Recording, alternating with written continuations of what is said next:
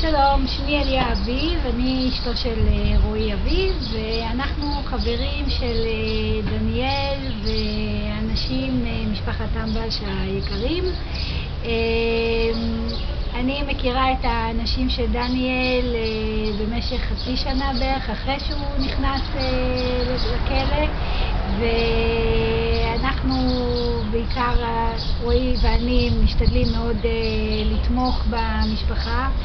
ההיכרות שלי האישית עם אנשים שדניאל היא פשוט מדהימה. אני חושבת שלא כל יום יוצא ככה להכיר אנשים אמיתיים, אנשים שהם חברים אמיתיים באמת, ואני מאוד אוהבת את האנשים שלו, ויצא לי להכיר באמת בנות עם לב רחב ומסירות נפש מאוד מאוד גדולה, ולי אישית הם אפילו עזרו בכמה דברים, ככה עניינים שהיו לי קשיים בחיים, והחברות שלנו ככה מאוד מאוד עזרה לי והם תמכו בי, וברוך השם דברים הסתדרו לי בחיים בעקבות ההיכרות שלי איתם. אני חייבת לציין שכל מה שאומרים על המשפחה הוא לפי דעתי הוא ממש שקר וכזב, וכל מה שקראתי בתקשורת והכל זה פשוט ההפך מן האמת, זה עיוות של המציאות. כי רק מההיכרות שלי האישית שלי איתם אני גיליתי באמת אנשים טובים ואנשים יראי שמיים, והחיבור שלנו בעיקר הוא נובע מהאמונה שלנו בצדיק.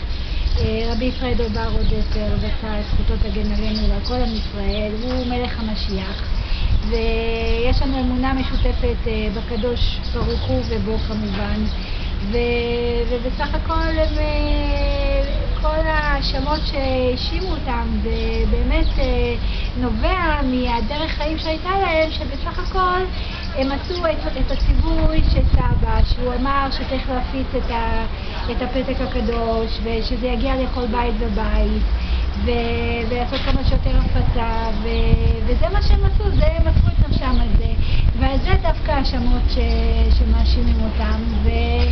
ולפי דעתי השורש של העניין זה בעל הדבר שמנסה לגרום איזושהי מחלוקת לאנשי הצדיק בין אנשי הצדיק, ולמנוע את הגאולה השלמה. ומה שחשוב זה באמת אהבת חברים, ואני מאמינה שצריך מאוד לתמוך ולעזור במה שאפשר, וזה אהבת חברים אמיתית, וזה מה שיזרז ויקרב את הגאולה.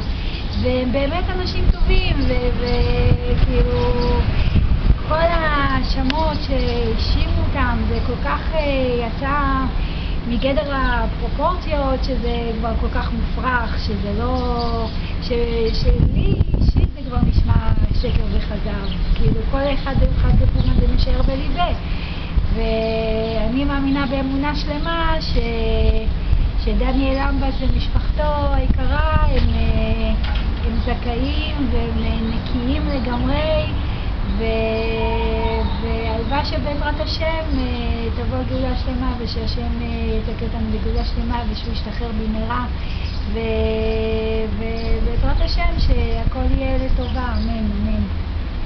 זהו.